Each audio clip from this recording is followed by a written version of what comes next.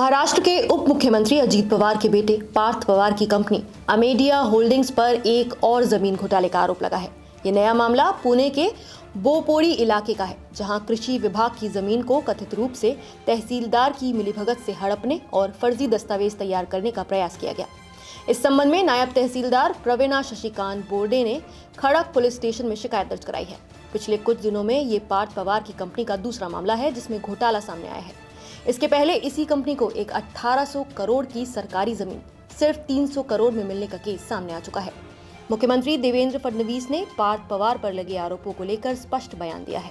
उन्होंने आश्वासन दिया कि अगर पार्थ पवार जमीन घोटाले के मामले में दोषी पाए जाते हैं तो उनके खिलाफ कानून के अनुसार सख्त कार्रवाई की जाएगी। बोपोडी जमीन घोटाले की जांच अब पुणे सिटी पुलिस से हटाकर आर्थिक अपराध शाखा यानी EOW को सौंप दी गई है। पुणे पुलिस आयुक्त अमितेश कुमार ने इसकी पुष्टि करते हुए कहा कि अब ये मामला आगे की जांच के लिए EOW को स्थानांतरित कर दिया गया है। शुक्रवार सुबह पुणे उप विभाग की उप विभागीय अधिकारी यानी SDO प्रवीणा बोर्डे ने खड़क पुलिस स्टेशन में FIR दर्ज कराई थी। इस शिकायत में अमेडिया एंटरप्राइजेज LLP के डायरेक्टर दिग्विजय अमर सिंह पाटिल सहित कुल 9 लोगों को आरोपी बनाया गया है।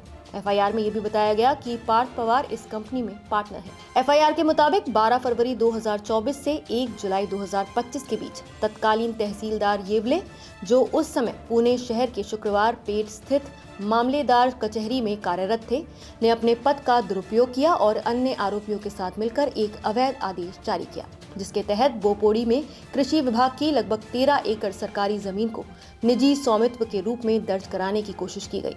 पुलिस सूत्रों ने बताया कि EOW अब इस कथित फर्जी जमीन सौदे से जुड़े दस्तावेजों की जांच कर रही है।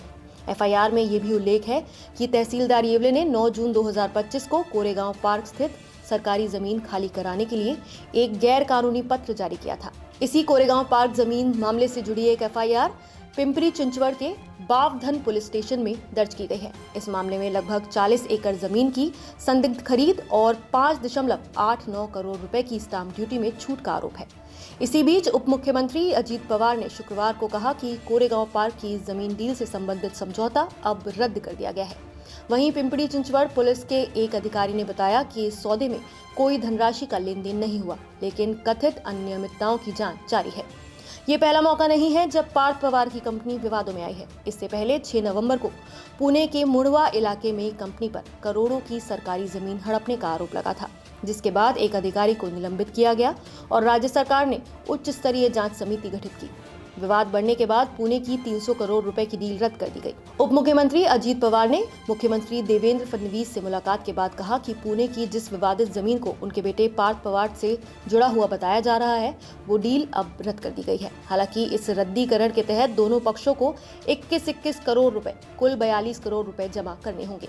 इस पूरे मामले पर कांग्रेस नेता राहुल गांधी ने 8 नवंबर को सरकार पर तीखा हमला बोला।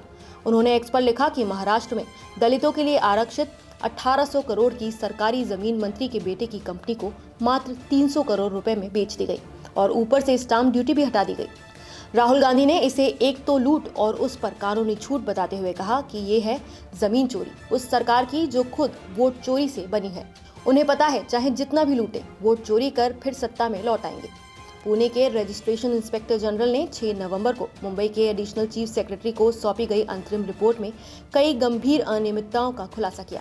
फिलहाल राज्य सरकार द्वारा गठित जांच समिति मामले की पड़ताल कर रही है और उसे 16 नवंबर तक अपनी विस्तृत रिपोर्ट प्रस्तुत करनी है।